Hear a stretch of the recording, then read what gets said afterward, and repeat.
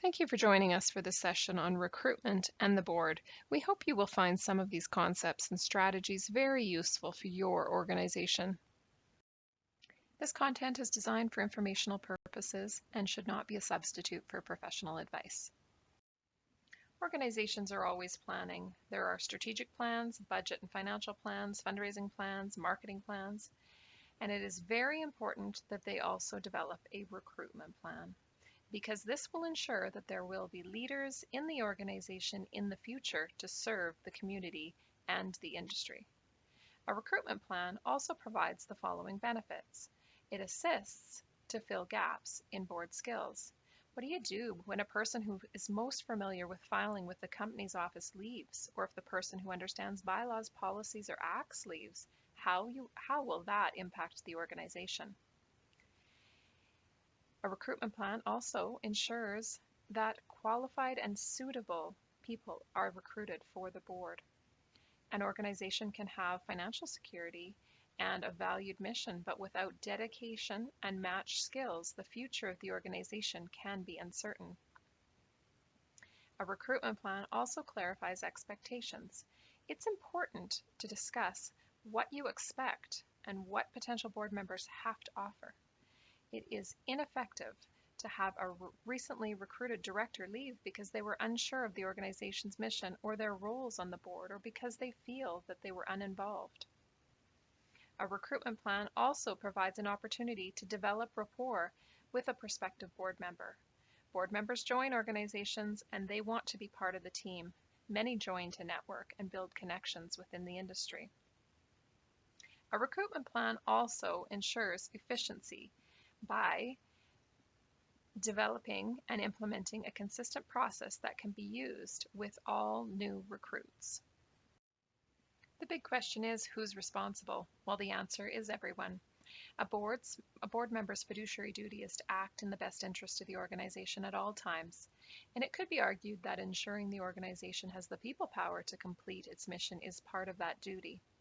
Established organizations usually have a board development or nominating committee.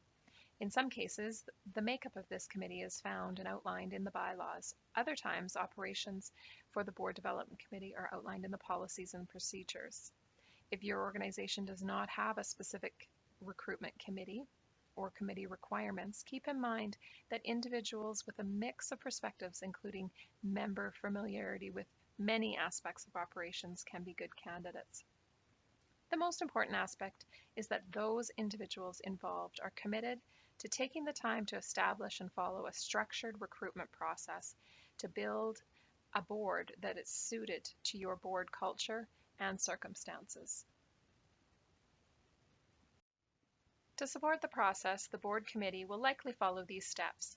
They will prepare a recruitment package, identify the skills missing from the board, identify where you will look for new directors, decide who will make the ask, and then, of course, recruit and screen. Preparing a recruitment package is the first step. Does your organization have a package? When the recruitee agrees to consider your ask and take on the opportunity to be on your board, do you provide them with more information? Here are some examples of what could be included in a recruitment package. Information about your organization's overview. Provide them with the history of the organization, your mission statement and objectives. This can be found in your strategic plan. Include information on board member job descriptions. We'll talk about this in the coming slides. Financial statements, an approved budget or an operating statement, a balance sheet for the most recent year. This gives the recruit a picture of the financial health of the organization. Provide them with a list of board members and staff. By doing so, potential recruits will learn who they will be working with and avoid a conflict of interest. Much of this information will be contained within your board orientation manual as well, so reference this manual when you're drafting a recruitment package. Ensure it profiles your organization accurately. Like the process of hiring for a paid job, when you recruit a board member, it's a good idea to start with a job description that outlines the key duties and responsibilities, the requirements to meet those, and details of the commitment.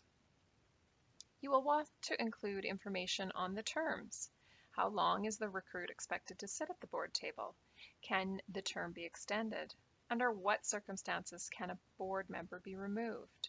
You'll have to check your bylaws for this information. Also include information about expectations. How often are board meetings held? And what preparation is required? Will the recruited individual be expected to serve or chair a committee? Will the recruited individual be asked to speak to the media? Do they have any authority? Are there any duties of managing staff? Also, talk about the time requirement. How many hours per day, per week, per month are required? What is the minimum time requirement for meetings and committee preparation? Talk about financial and legal obligations. What is the member expected to pay for? What expenses are reimbursed? What are board members legally accountable for? Talk about their level of risk. Does the board have directors' liability insurance? Discuss what skills are needed. What general abilities and resources does the board member need to fulfill their duties? Is the individual able to meet using an online platform? Can they receive, store, and send files electronically? What specific skills were identified in step 2, such as financial management or policies, procedure expertise, and understanding of board governance, or related skills, relevant skills that are needed to move the organization's strategic plan forward? Once your board has identified key description components, the focus shifts to who you're looking to attract, and this is a strategic activity. Consider your organization's strategic plan and the skills needed to move it forward. Identify all the skills your board currently has and the skills your board is missing.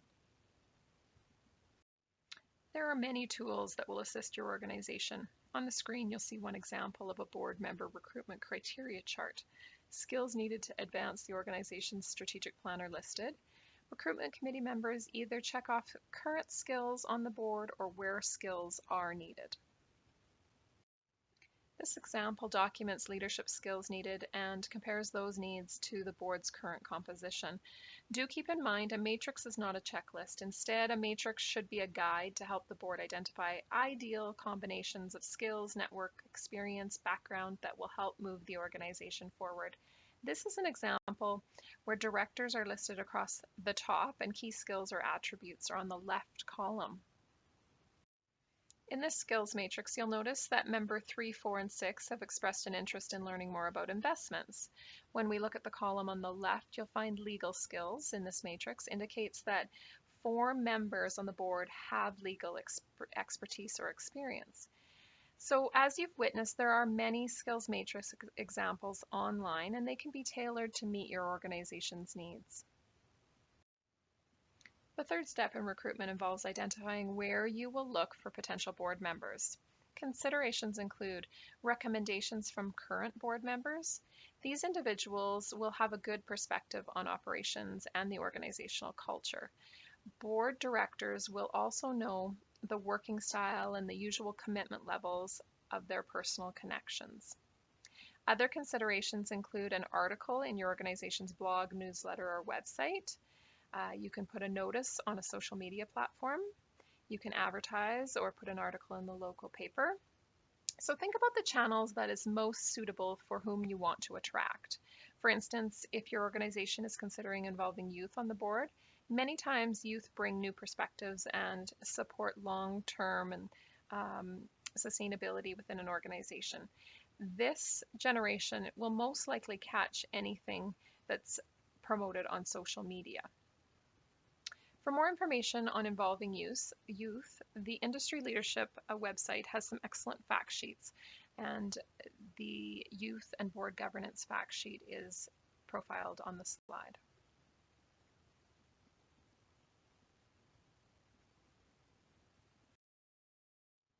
Step 4 involves deciding who will make the ask. When someone has been identified as a potential board member or someone steps forward after hearing that a board is looking for new directors, your board will need to identify who will approach the potential board member.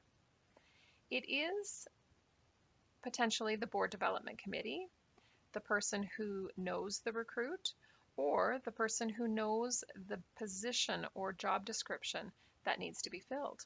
For example, if you're looking to fill a secretary position, it would likely be appropriate for a past secretary to make the ask so that they can clearly explain the position.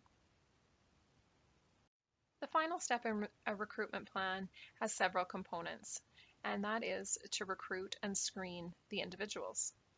When it comes to recruitment, there is no substitute for a personalized approach. You will contact them potentially by phone, in person, by email, or you could send a letter.